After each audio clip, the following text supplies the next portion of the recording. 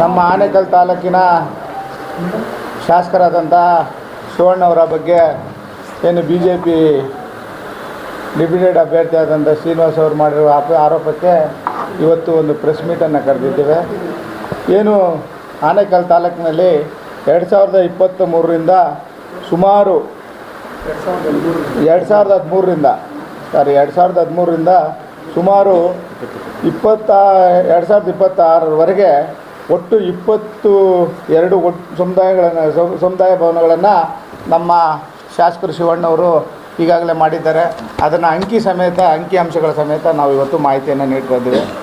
ಏನು ಇವತ್ತು ನಮ್ಮ BJP ಡಿಪ್ಯೂಟೆಡ್ MLA ಆದಂಥ ಶ್ರೀನಿವಾಸ್ ಅವರು ಮೊನ್ನೆ ಪ್ರತಿಕ್ರಿಯೆ ಕೊಟ್ಟಿದ್ದರು ಮೀಡಿಯಾ ಮಾಧ್ಯಮ ಮುಂದೆ.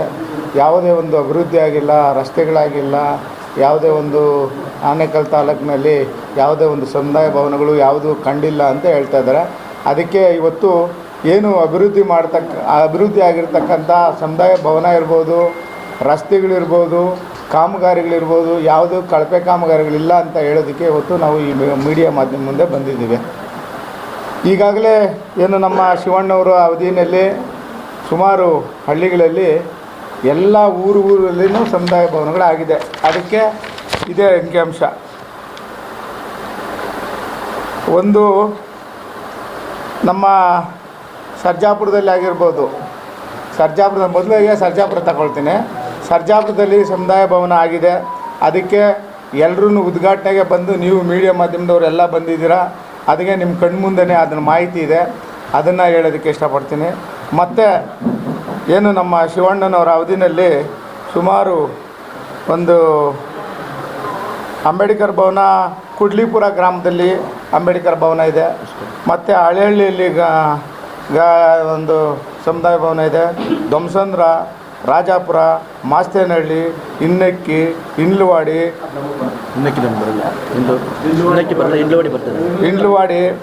ಮತ್ತು ಮರುಸೂರು ಗ್ರಾಮ, ಬಿದಿರುಗುಪ್ಪೆ, ಸಿಲ್ಕ್ಪರಮ್ಮು, ಮತ್ತು ಜಿಗಳ, ಇಂಡ್ಲಬೆಲೆ, ಇಚ್ಚಂಗೂರು, ಮಂಚನಹಳ್ಳಿ, ಶೆಟ್ಟಹಳ್ಳಿ, ರಾಗಹಳ್ಳಿ, ಶಾನ್ಭೋಗನಹಳ್ಳಿ, ಅನೇಕ ಸುಮಾರು 22 ಅಂಬೇಡ್ಕರ್ ಭವನ ಸಮುದಾಯ ಭವನಗಳನ್ನು ಕಟ್ಟಿರ್ತಕ್ಕಂಥ ನಿದರ್ಶನಗಳಿದೆ. ಸರ್ಜಾಪುರದಲ್ಲಿ ಮತ್ತು ಜಗಜೀವನರಾವ್ ಭವನವನ್ನು ಒಂದು ಕಟ್ಟಿದ್ದಾರೆ. ಅನೇಕ ಕಡೆ ನಮ್ಮ ಶಿವಣ್ಣನವರ ಅವಧಿನಲ್ಲಿ ಅವರ MLA ಆದಂಥ ಅವಧಿಯಿಂದ 3 ಟೈಮಲ್ಲಿ ಅವರು ನಮ್ಮ ಆನೇಕಲ್ನ ಅಭಿವೃದ್ಧಿ ಕೊಂಡೊಯ್ದಿದ್ದಾರೆ. ಮುಂದೆ BJP ಇದ್ದಂಥ ಸರ್ಕಾರದಲ್ಲಿ ಯಾವುದೇ ರಸ್ತೆಗಳಾಗಿರಲಿ ಏನೇ ಆಗಿರಲಿ ಯಾವುದೂ ಇರಲಿಲ್ಲ. ಅವರು ಬಂದ ಮೇಲೆ ಸುಮಾರು ಈಗ KHBಯಿಂದ ಸುಮಾರು ಜನಕ್ಕೆ ಈಗಾಗಲೇ ನಮ್ಮ ಜಮೀರ್ ಅಹಮದ್ ಸಾಹೇಬರು, DK ಶಿವಕುಮಾರ್ ಸಾಹೇಬರು ಮತ್ತು ಸಿದ್ದರಾಮಯ್ಯ ಸಾಹೇಬರು ಮೊನ್ನೆ ತಾನೇ ಅವ್ರಿಗೆ ಹಕ್ಕುಪತ್ರಗಳನ್ನು ವಿತರಣೆ ಮಾಡಿದ್ದಾರೆ. ಕೂಗೂರು ಹತ್ರ ಬಹುಮಾಡಿ ಕಟ್ಟಡ ಕಟ್ಟಿದ್ದಾರೆ. ಮತ್ತು ನಮ್ಮ ಇಲ್ಲಿ ಬಾಡ್ರಹಳ್ಳಿ ಹತ್ರ ಬಹುಮಾಡಿ ಕಟ್ಟಡ ಕಟ್ಟಿದ್ದಾರೆ. ಉಸ್ಕೂರು ಪಂಚಾಯತಿನಲ್ಲಿ, ಗೂಳುಮಂಗಲದಲ್ಲಿ, ಅನೇಕ ಕಡೆ, ನಾಯನಹಳ್ಳಿ, ಅನೇಕ ಕಡೆ ಅವರು ಈಗಾಗಲೇ KHBಯಿಂದ ಮಂಜೂರು ಮಾಡಿ ಎಲ್ಲ ಫಲಾನುಭವಿಗಳಿಗೆ ಹಕ್ಕುಪತ್ರಗಳನ್ನು ನೀಡ್ತಾ ಇದ್ದಾರೆ. ಈಗ ಏನು ಈ BJP ಹೇಳ್ತಾ ಇದೆ ಸುಳ್ಳು, ಅದು ಗುಂಡೊಡೆಯೋದ ರೀತಿ ಹೇಳ್ತಾ ಇದ್ದಾರೆ. ಯಾವುದೇ ಒಂದು ಹೇಳಬೇಕಂದ್ರೆ ಅಂಕಿಅಂಶಗಳ ಸಮೇತ ನಾವು ಕೊಡ್ತಾ ಇದ್ದೀವಿ. ಇಲ್ಲಾಂದರೆ ಓಪನ್ನಾಗಿ ಅವರು ಬಂದು ಮೀಡಿಯಾದಲ್ಲಿ ಕೂತ್ಕೊಳ್ಳಿ, ನಾವು ಬಂದು ಮೀಡಿಯಾದಲ್ಲಿ ಕೂತ್ಕೊಳ್ತೀವಿ. ನಮ್ಮ ಶಿವಣ್ಣನವರ ಅವಧಿನಲ್ಲಿ ಏನೇನು ಅಭಿವೃದ್ಧಿ ಆಗಿದೆ, ಅವರ ಒಂದು ಸರ್ಕಾರ ಇದ್ದಾಗ ಏನೇನು ಅಭಿವೃದ್ಧಿ ಆಗಿದೆ ಎಲ್ಲ ಕೂಲಂಕಷವಾಗಿ ನಾವೇನೇ ಬಹಿರಂಗವಾಗಿ ನಾವು ಮೀಡಿಯಾ ಮುಂದೆ ಬರ್ತೀವಿ. ಅವರು ಬರಲಿ, 1 to 1 ಕೂತ್ಕೊಂಡು ಚರ್ಚೆ ಮಾಡೋಣ. ಯಾವುದೇ ಒಂದು ಹಳ್ಳಿನಲ್ಲಿ ಯಾವ ಹಳ್ಳಿನಲ್ಲಿ ಅಭಿವೃದ್ಧಿ ಆಗಿಲ್ಲ ಅಂತ ಹೇಳಿದ್ರೆ ನಮ್ಮ ಶಾಸಕರು ಇಡೀ 24 ಪಂಚಾಯತಿಗಳಲ್ಲಿ ಮತ್ತು ಪುರಸಭೆ, ನಗರಸಭೆ ಎಲ್ಲ ಇದರಲ್ಲಿ ಬಂದು ಅಭಿವೃದ್ಧಿ ಮಾಡಿದ್ದಾರೆ. ಅದು ನಿಮ್ಮ ಕಣ್ಣಿಗೆ ಕಾಣ್ತದೆ. ಯಾಕೆಂದರೆ ಯಾವುದೇ ಒಂದು ಸಮುದಾಯ ಭವನ ಓಪನಿಂಗ್ ಆದ್ರೂ ನೀವು ಮೀಡಿಯಾ ಮಾಧ್ಯಮದವರು ನಿಮ್ಮ ಹತ್ರ ಮಾಹಿತಿ ಇರ್ತದೆ. ಆ ಮಾಹಿತಿಯನ್ನು ದಯವಿಟ್ಟು ನೀವು ಅವರಿಗೆ ತೋರಿಸ್ಬೇಕಂತ ನಿಮ್ಮಲ್ಲಿ ವಿನಂತಿ ಮಾಡ್ಕೊಳ್ತೀನಿ. ಆರೋಪ ಮಾಡ್ತಾ ಇರೋದು ಏನು ಅಂದರೆ 2022ರಲ್ಲಿ ಬೊಮ್ಮಾಯಿ ಅವರ ಸರ್ಕಾರ ಇರುತ್ತೆ, ಮುಖ್ಯಮಂತ್ರಿಗಳಾಗಿರ್ತಾರೆ. ಹೌದು. ಆಗ ಮಾನ್ಯ ಶಾಸಕರು ಪಾದಯಾತ್ರೆ ಮಾಡಿ ಇಡೀ ಆನೇಕಲ್ ವಿಧಾನಸಭಾ ಕ್ಷೇತ್ರ ವ್ಯಾಪ್ತಿಯಲ್ಲಿ ಪಾದಯಾತ್ರೆ ಮಾಡಿ ನನಗೆ ಅನುದಾನ ಕೊಡ್ತಾ ಇಲ್ಲ, ಮಲ್ತಾಯಿ ಧೋರಣೆ ತೋರ್ತಾ ಇದ್ದಾರೆ BJP ಅವರು ಅಂತೇಳಿ ಆರೋಪ ಮಾಡ್ತಾರೆ. ಈಗ 3 ವರ್ಷ ಆಗಿದೆ ಕಾಂಗ್ರೆಸ್ ಸರ್ಕಾರ ಬಂದು, ₹1 ಅನುದಾನ ತಂದಿಲ್ಲ, ಒಂದು ರಸ್ತೆ ಸರಿಪಡಿಸಿಲ್ಲ ಅಂತ ಅವರು ಆರೋಪ ಮಾಡ್ತಾರೆ. ಈಗ ಹೇಳ್ತಾ ಇರೋದು 2013 ಹೇಳ್ತಾ ಇದ್ದಾರೆ. ಈಗ 2013ರಿಂದ 2026ರವರೆಗೆ ಏನೇನು ಅಭಿವೃದ್ಧಿ ಆಗಿದೆ ಅದನ್ನು ನಾನು ಹೇಳ್ತಾ ಇದ್ದೀವಿ. 2013ದಲ್ಲ ಅಭಿವೃದ್ಧಿ, ಈಗಾಗಲೇ ಬಹುಮಾಡಿ ಕಟ್ಟೆಗಳೆಲ್ಲ ಆಗಿರೋದು ಇವಾಗಲೇ ಆಯಿತಾ. ಮತ್ತು ರಸ್ತೆಗಳೆಲ್ಲನೂ ಜಿಗಣಿ ಆನೆಕಲ್ಲು ಎಲ್ಲ ರಸ್ತೆಗಳು, ಹತ್ತಿಬೆಲೆ ಸರ್ಜಾಪುರ, ಹತ್ತಿಬೆಲೆ ಆನೆಕಲ್ಲು ಇರ್ಬೋದು, ಆಮೇಲೆ ಆನೆಕಲ್ಲು ಆನೆಕಲ್ಲು ಚಂದಾಪುರ ಇರ್ಬೋದು, ಎಲ್ಲ ರಸ್ತೆಗಳನ್ನು 4 ರಸ್ತೆಗಳನ್ನು ಮಾಡಿದ್ದಾರೆ, ಡಬಲ್ ರೋಡ್ ಮಾಡಿದ್ದಾರೆ. ಹಾಗಾಗಿ ಇದು ಸರ್ಜಾಪುರದಿಂದ ಹತ್ತಿಬೆಲೆಗೆ ಬರಬೇಕಾದ್ರೆ ಎಲ್ಲರೂ ಬೈಕೊಂಡು ಬರ್ತಾಯಿದ್ರು. ಮತ್ತು ಸರ್ಜಾಪುರದಿಂದ ಇಂಟರ್ಕನೆಕ್ಟಿವ್ ರಸ್ತೆ ಏನು ತಮಿಳ್ನಾಡಿಗೆ ಹೋಗೋಂಥ ರಸ್ತೆ, ಬಾಗಲೂರು ರಸ್ತೆ ಇರ್ಬೋದು, ಅಗಲೀಕರಣ ಆಗಿರ್ಬೋದು, ಯಾವುದೂ BJP ಅವಧಿಯಲ್ಲಿ ಆಗಿಲ್ಲ, ಎಲ್ಲನೂ ಶಿವಣ್ಣವರ ಅವಧಿನಲ್ಲೇ ಆಗಿರೋದು ಒಂದು. ಮತ್ತು ನೀವು ಹೇಳ್ತಾ ಇದ್ದೀರಲ್ಲ 2026ರಲ್ಲಿ ಏನೂ ಅಭಿವೃದ್ಧಿ ಆಗಿಲ್ಲ ಅಂತ. ಈಗ ಅಭಿವೃದ್ಧಿ ಆಗಿದ್ದೀರ ಶಿವಣ್ಣನವರು ಸುಮಾರು 3,000 ಕೋಟಿ 3,200 ಕೋಟಿ ಮೊನ್ನೆ ಅನುದಾನ ತಗೊಂಬಂದು ನಮ್ಮ ತಾಲೂಕಿನಲ್ಲಿ ಅಂತಾರಾಷ್ಟ್ರೀಯ ಮಟ್ಟದ ಒಂದು ಕ್ರೀಡಾಂಗಣವನ್ನು ಉದ್ಘಾಟನೆ ಮಾಡಿದ್ದಾರೆ. ಅದು ನಿಮ್ಮ ಕಣ್ಮುಂದೆನೇ ಇದೆ, ಅದೇನು ಇನ್ನೂ ಕೆಲವೇ ದಿನಗಳಲ್ಲಿ. ಮತ್ತು ಮೆಟ್ರೋನ ನಮ್ಮ ಬೊಮ್ಮಸಂದ್ರವರೆಗೂ ತೆಗೆದುಕೊಂಡು ಬಂದಂಥ ಕೀರ್ತಿ ಅದು ಶಿವಣ್ಣವ್ರಿಗೆ ಇರ್ತದೆ. ಮತ್ತು ಅದನ್ನು ಹತ್ತಿಬೆಲೆವರೆಗೂ ಮತ್ತೆ ಇದು ಮಾಡಬೇಕು ಅಂತ ಗೊಟ್ಟಿಗೆರೆ ಹತ್ರ ತಗೊಂಬಂದಿದ್ದಾರೆ. ಎಲ್ಲ ರಸ್ತೆಗಳನ್ನು ಅಭಿವೃದ್ಧಿ ಮಾಡಿದ್ದಾರೆ. ಮತ್ತು ಈ ಥರ ಅಭಿವೃದ್ಧಿ ಯಾರು ಮಾಡಿದ್ದಾರೆ ಅಂತ ಅವ್ರನ್ನೇ ಕೇಳಬೇಕು ನೀವು.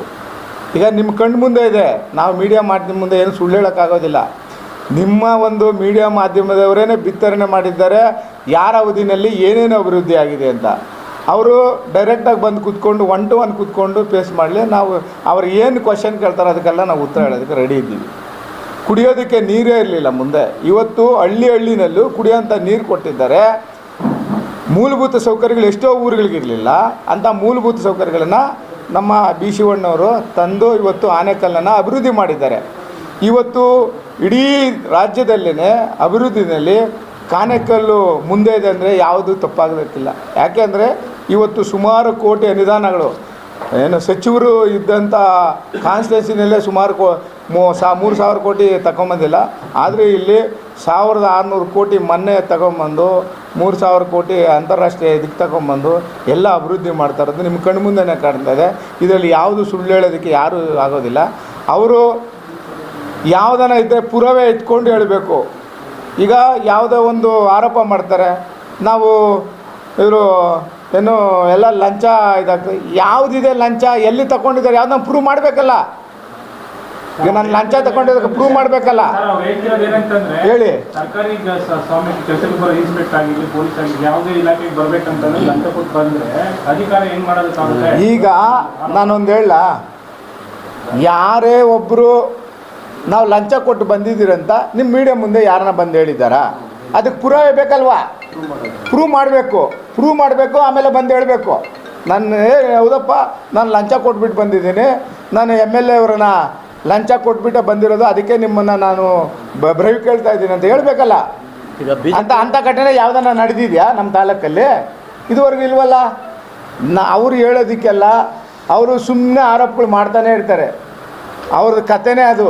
ಸುಳ್ಳನ್ನು ಒಂದು ಸುಳ್ಳನ್ನು 2 ಸುಳ್ಳು ಹೇಳ್ತಾರೆ, 2 ಸುಳ್ಳನ್ನು 10 ಸುಳ್ಳು ಹೇಳ್ತಾರೆ. ಈ ಥರ ಸುಳ್ಳು ಹೇಳ್ಕೊಂಡೇ ಬರ್ತಾ ಇದ್ದಾರೆ.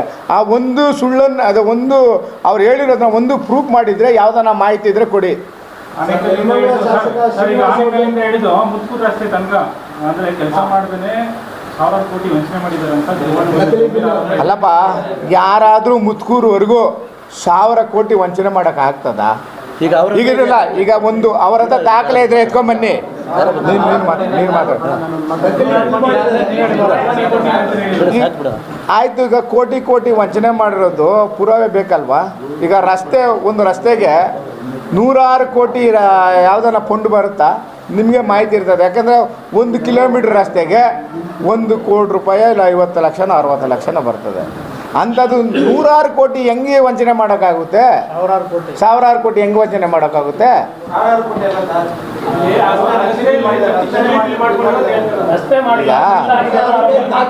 ಅದಕ್ಕೆ ದಾಖಲೆ ಬಿಡುಗಡೆ ಮಾಡಬೇಕಲ್ಲಪ್ಪ. ಈಗ